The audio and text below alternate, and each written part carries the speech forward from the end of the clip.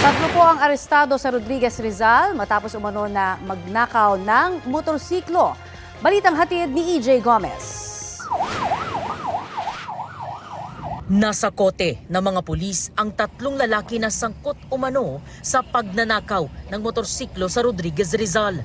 Base sa investigasyon, alas 3 ng madaling araw kahapon nang mapansin ng 32 anyos na biktima sa harap ng kanilang bahay sa barangay San Isidro ang apat na lalaki sakay ng motorsiklo. Nagluluto siya ng pagkain ng anak niya kasi ihahatid niya sa school sa itong madaling araw.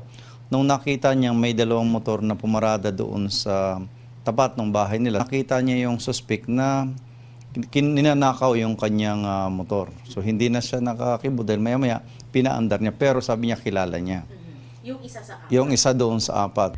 Pagsapit ng alas 6 ng umaga, nang hiram daw ng motorsiklo ang biktima na kanyang ginamit sa pag-iikot sa lugar para matunto ng kanyang motor. Dahil ang sabi niya, sigurado hindi makakalayo dahil walang gasolina yung kanyang motor. Nakita nga niya yung motor niya sa isang area na hindi ganun kalayuan doon sa may kanila.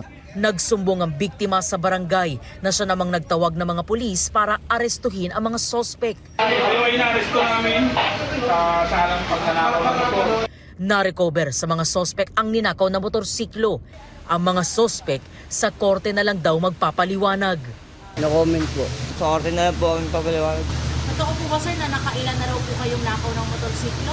No-comment po. Sa korte na lang po ako magpapaliwanag. Maharap ang tatlo sa reklamong paglabag sa new anti-carnapping law. Patuloy naman ang manhunt operation sa isa pang sospek.